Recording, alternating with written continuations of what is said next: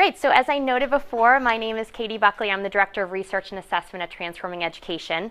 And I'm going to tell you a little bit about what we've learned, as I said, at Transform Ed around assessing students' social emotional skills in the districts that we work with and in other districts who are doing this, as well as CMOs, charter management organizations, and then Marty will kind of go into more of sort of the research and what we're finding about that with the data. All right, so just to give you a little bit of background around who we are, Transform Ed, we are a nonprofit. We're right down the street in Boston, but we work nationally with school systems throughout the U.S. to help them develop students' social emotional skills and assess those skills, both the intrapersonal and the interpersonal skills that we believe students need to succeed in college, career, and life. And to do this work, we work with a sort of an amazing group of researchers, some right here in the room, Pat and Marty, along with folks like Camille Farrington at the Chicago Consortium of School Research. And what we believe in is really translating the research, the neuroscience, psychology, education research, into actionable programs and practices for school systems. And so we're really trying to bridge sort of the research world with the policy and practice world. And we currently work with school systems serving over 1 million students to really help them think deeply about how to act now on the research that's coming out. And what we're kind of finding is the research is sort of changing day by day. And so it's really fun to sort of be in the thick of things, but it also makes it a little bit challenging to make sure that we're really giving our school systems the most sort of up-to-date information.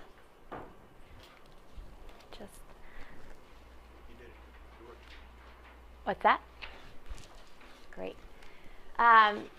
So what we found is that the research base is quite compelling around the impact of students' social emotional skills on academic, career, and life outcomes. And we've summarized this research in a report that we've published titled Ready to be Counted. It's on our website. And we try to sort of systematically go through and say, like, what do we know about social emotional skills and assessing and developing them?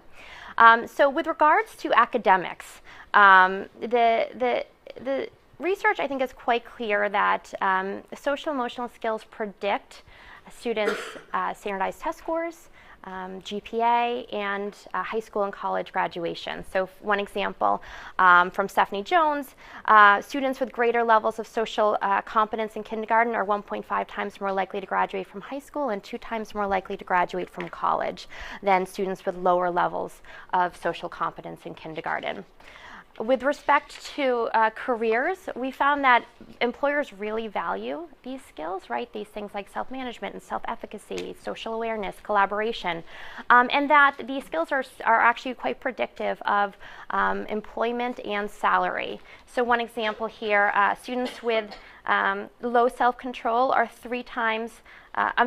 students with high self-control are 4 times as likely to earn above the poverty line than students with low self-control. And this comes from this great longitudinal study from the Perry Preschool Program. With respect to well-being, students with strong social emotional skills are more likely to enjoy greater well-being and less likely to commit a crime. And so there's this fantastic study out in that was conducted in Dunedin, New Zealand, where they followed these students over 30 years. And they found that students with low self-control are over 3 times more likely to be convicted of a crime compared to students with high self-control. So we're seeing from the research, really, that these skills are incredibly important for not only academic outcomes, but for the later life outcomes that we care about.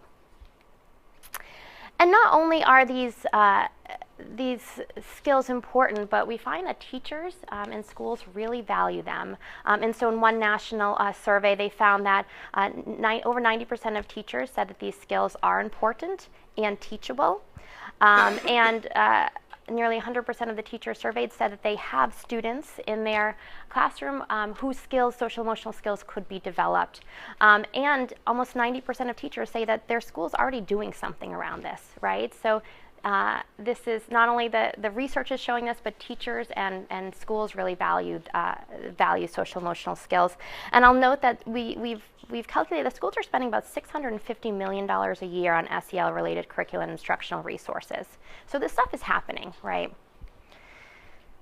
So given that schools and teachers really believe that these skills are important, we find that there's a growing momentum for large-scale assessments of social emotional skills. And I'll talk a little bit about the examples here, but I want to kind of break the sort of measures, and I know Marty's going to go into this in greater detail, but the measures that are sort of available right now, we kind of classify as sort of survey-based measures and performance tasks. And so I'm showing an example from NAEP. NAEP is piloting in let's see.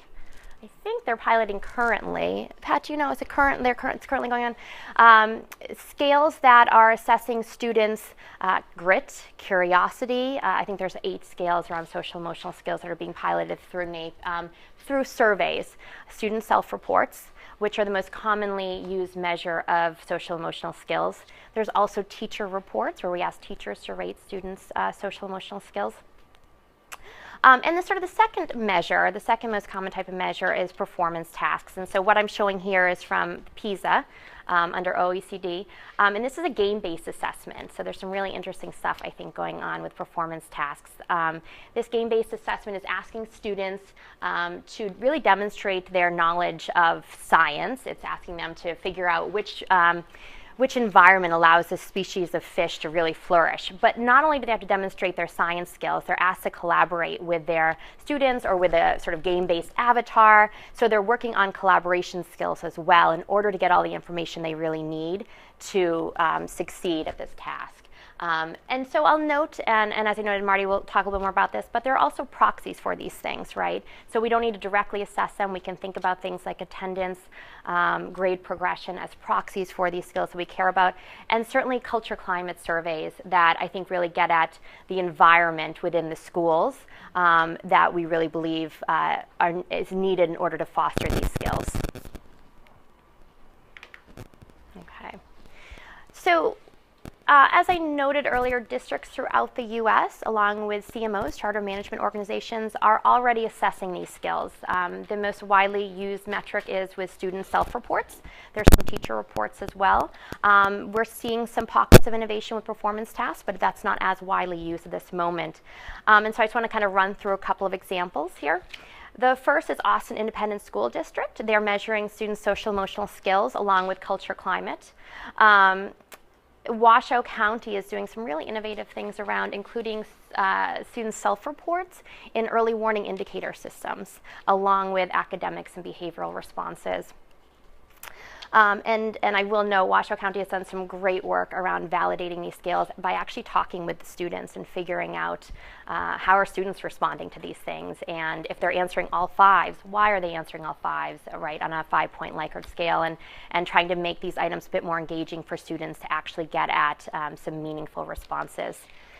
The core districts are a group, you may have heard of them. They're a group of districts out in California, and 6 of these districts got together in 2013 under an ESEA waiver to really sort of expand their definition of student success and include culture and climate and social emotional skills in addition to academics as part of their accountability index, and I'll talk about that in the next slide.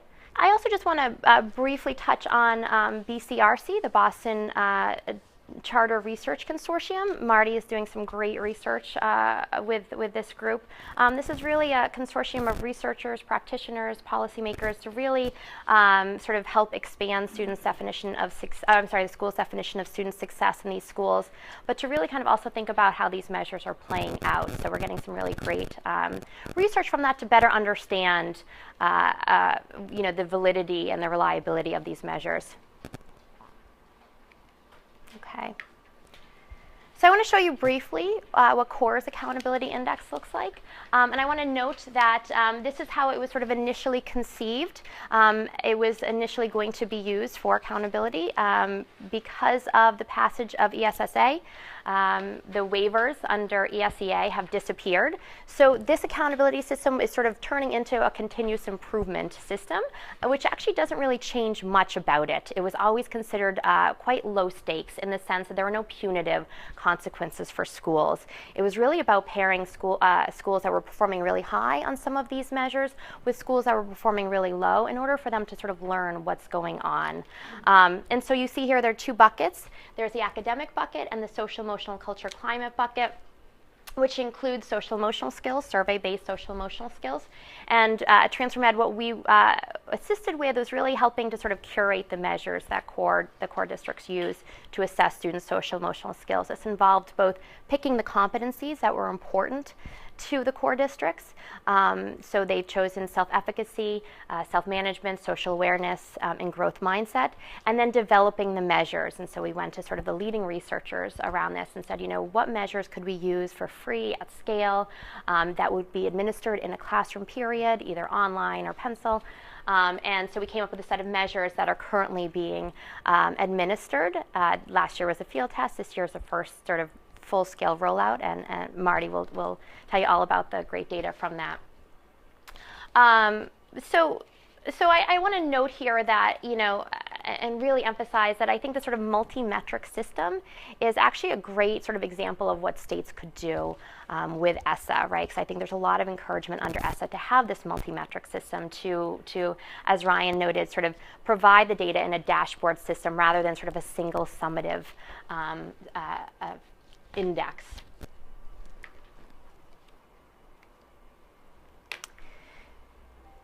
So the lessons of core in developing a multi-metric data system could be applied to the accountability system under ESSA. And I want to sort of give an example from Linda Darling-Hammond's and colleagues' paper, where they kind of outline a bunch of different indicators that could be used in this multi-metric system that includes academic outcomes, opportunities to learn, and student engagement, right? And so you can imagine including sort of several of these indicators under opportunities to learn and engagement as part of the fifth indicator. We've been talking to a lot of states to better understand how they're thinking about this fifth indicator, and there's sort of a wide range of responses. I think folks are starting to try and think about, like, what can we use beyond sort of what's already being collected, and what can kind of push the boundaries a little bit, and potentially thinking about either multiple indicators or multiple measures within one indicator. And so I just want to sort of end with one example of what states could do. We've been thinking a lot about this at Transform Ed. We're calling this the glide path model. And Ryan, I'd love to hear sort of, you're shaking your head. I'd love to hear your thoughts about this. Very DC term. It's a, yes. So I was hesitating whether I was going to use the term, but I kind of needed some term to summarize sort of our thoughts about this. But the way we're sort of thinking about this glide path is that, you know, it could be this sort of multi-year rollout where I think the states really work with stakeholders to identify which things are important to measure, and then work closely with researchers to kind of pilot those and assess and really understand if they're playing out in the way we want them to play out as growth measures, right, or for student performance or for school success, to really get a sense of sort of these issues that a few of you brought up that we might be concerned with. And I know Marty will talk about things like reference bias and gaming, right? We want to ensure that these are valid measures before we roll them out. And I want to note that you know, then states could decide whether to use them in the accountability system or not, but there's other options within ESSA that don't require them to be used as the fifth indicator or as one of the fifth indicators. So they could be used simply for public reporting without assigning weight to them. They really to sort of signal that these are important to the state. But they could also be used under a sort of a formative umbrella. And Ryan, I'm sure you'll have some thoughts about this as well. But there's the school needs assessment, a piece of this, where schools that are performing low could think about including these as part of their needs assessment in a formative manner. So it wouldn't be high stakes accountability, but it would be really used to help the schools think about where to improve and how to improve. And so I'll end there. I know Marty has some great stuff to talk about following on this.